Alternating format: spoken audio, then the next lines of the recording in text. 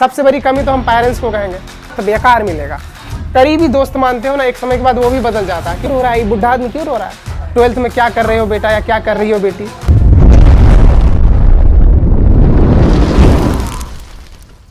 अच्छा बताइए, कोई ऐसा बच्चा यहाँ पर है जो कह सकते हैं कि सर अगर हम 9 क्लास में पढ़ते हैं या 10 क्लास में पढ़ते हैं तो हमसे कोई भी सवाल पूछिए, हम बताने के लिए तैयार हैं? एनीवन? कोई भी बता सकते हैं क्या? कोई तैयार नहीं है। क्या आप कभी अपने आप से सवाल किए कि हम पढ़ाई कर रहे हैं तो वास्तव में 9th क्लास के लायक हैं? What is the value of class 9th? क्या स्टैंडर्ड है? कोई अपने आप से पूछे। और बहुत बच्चों को हम देख रहे हैं रेगुलर नहीं आ रहे हैं। जो बच्चे रेगुलर नहीं आ रहे हैं, टीचर कितना भी अच्छा हो, कितना भी मेहनती हो, कितना अच्छा कॉन्सेप्ट दे, यदि आप रेगुलर नहीं आएंगे तो आपका रिजल्ट कैसे बनेगा? और यहाँ पर जिस समाज में हम रहते हैं उस समाज में यदि रिजल्ट ना बने तो सबसे पहला उंगली टीचर की तरफ उठता है कि टीचर ही ठीक नहीं होगा, तब तो रिजल्ट नहीं बना। जबकि टीचर का 1% भी दोष नहीं है जी दोष? कोई दोष नहीं है। अब बच्चा यहाँ मनमानी कर रहा है, गार्जियन तुम लोग को पढ़ा रहा, फैमिली तुम लोग का पढ़ा रहा। सबसे बड़ी कमी तो हम पेरेंट्स को कहेंगे, सबसे बड़ी कमी पेरेंट्स का कमी इसलिए कहेंगे क्योंकि बच्चे को आप पढ़ने तो भेजते हैं, क्या कभी चेक किए? आप यदि चेक करने के लिए नहीं जानते हैं तो हमको बुलाइए, हम आपके सामने चेक करेंगे। वो बच्चा मेरे पास पढ़े अथवा ना पढ़े, वो बच्चा मेरा स्टूडेंट हो अथवा ना हो।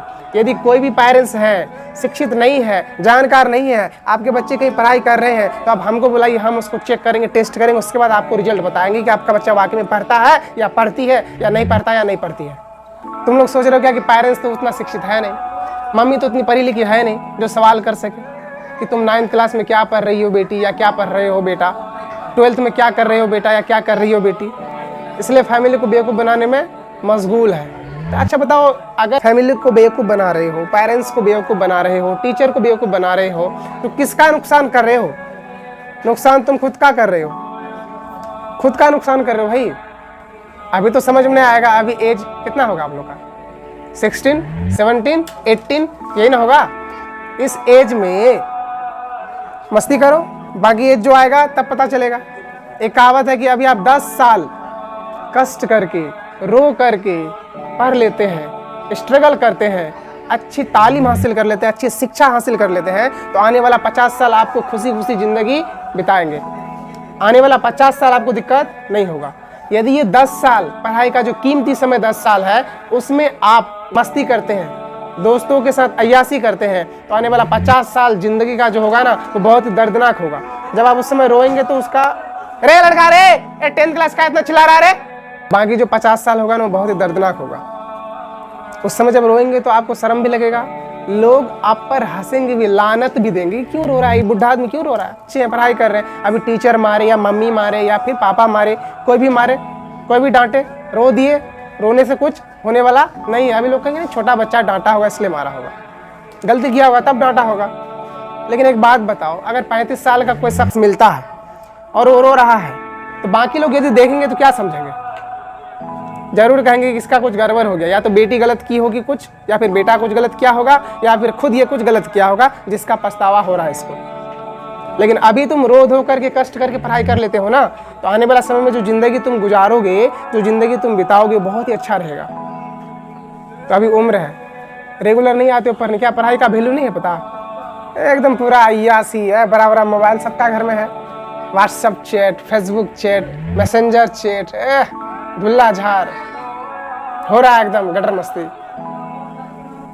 किसका क्या करोगे? अपना जिंदगी बर्बाद कर रहे हो। एक वक्त के बाद ना सब कुछ फीका लगने लगता है, सब कुछ जिसे तुम आज अपना अच्छा करीबी दोस्त मानते हो ना, एक समय के बाद वो भी बदल जाता है, क्योंकि खुद इस धरती पर इंसान अस्थाई नहीं है, वो अस्थाई है। जब इंसान चले जाता है तो थोड़ा अय्यासी कम कीजिए, आप लोग पढ़ाई में ध्यान दीजिए प्लीज। हम टीचर हैं, आपको टीचिंग करा रहे हैं, हम भी एक स्टूडेंट ही हैं, लेकिन आपसे सीनियर हैं। आपको जितना अनुभव नहीं है उतना अनुभव हमको है, हम अपना अनुभव शेयर कर रहे हैं आपसे। यदि आप मेरी बातों को समझ रहे हैं तो अब आगे बहुत अच्छा करेंगे। कोई भी बच्चा ऐसा नहीं होगा जो 2 घंटा पढ़ता होगा घर में, 2 घंटा। कोई बच्चा ऐसा है? पढ़ने वाले बहुत सारे बच्चे मिलेंगे, 9th में पढ़ने वाले बच्चे 8 का कोई मैथ बना नहीं पाएगा। ये रियलिटी आज का, हम सबकी बात नहीं कर रहे हैं। कुछ बच्चे ऐसे हैं जो पढ़ने 9th में पढ़ते हैं तो 10th का भी मैथ बनाते हैं। वो सब एक तरह से गॉड गिफ्टेड कहा जाए। अभी जहाँ 100 बच्चा होगा, 100 में से तुमको 2-3 तो ही मिलेगा इस तरह का कि 9th में यदि पढ़ाई कर रहा है तो 8 भी बना सकता है, 7 भी बना सकता है, 6 भी बना सकता है। वरना जो 95-96 बच्चा मिलेगा वो पूरा व्यर्थ बेकार मिलेगा। क्या आप लोग कभी पूछते हैं अपने आप से? कोई पूछे है? एनीबॉडी? आस्क योरसेल्फ, अपने आप से पूछो, who am I and what am I doing? मैं कौन हूँ, मैं क्या कर रहा हूँ या मैं क्या कर रही हूँ?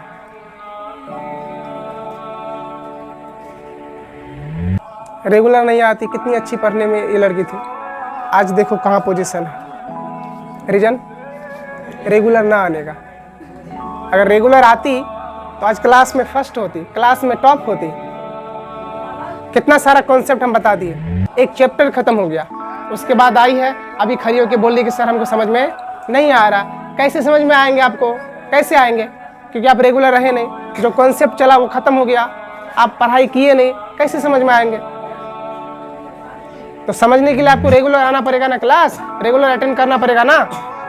जब आप रेगुलर क्लास ही अटेंड नहीं करेंगे तो आपको क्या समझ में आएगा? कुछ भी समझ में नहीं आएगा। तो रेगुलर आएंगे या नहीं? आज से रेगुलर आना है।